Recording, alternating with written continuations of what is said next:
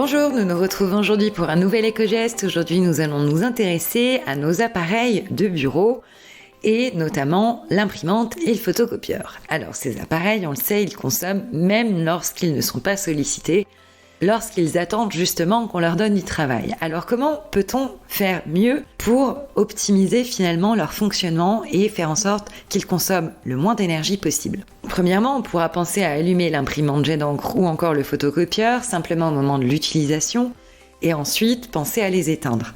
Dans tous les cas d'ailleurs, on pensera à les éteindre avant de quitter le bureau le soir.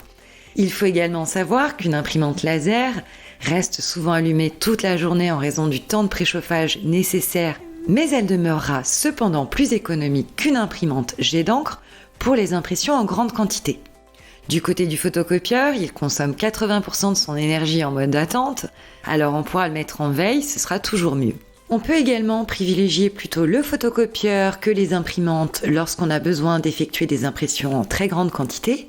Et d'ailleurs, sur ce sujet, il pourra même être plus intéressant de passer par une imprimerie professionnelle performante qui utilisera par exemple du papier recyclé et qui permettra de minimiser les coûts à la fois financiers et environnementaux lorsqu'on a besoin d'imprimer en très très grande quantité. Pour l'ensemble de nos appareils, on pourra paramétrer leur mise en veille lorsqu'ils ne sont pas utilisés, pendant les pauses déjeuner par exemple, ou à certaines heures de la journée. Et puis, on peut également partager une imprimante ou un photocopieur à plusieurs collaborateurs ou à plusieurs entreprises. C'est également un moyen de réduire notre impact.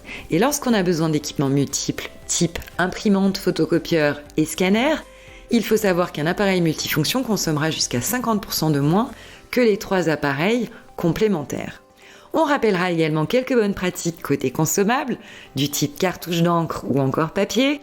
On privilégiera l'achat de papier éco-responsable. De nombreux labels existent. Nous vous renvoyons d'ailleurs vers le podcast que nous avons réalisé il y a quelques jours dédié à ce sujet. On pensera également à ne pas prendre en compte les pages blanches ou les pages de pub au moment de paramétrer nos impressions. Et pour finir, nous pourrons également privilégier l'impression en noir et blanc ou encore le mode recto verso par défaut. Nous vous souhaitons une excellente journée et nous vous retrouvons demain pour un nouvel éco-geste.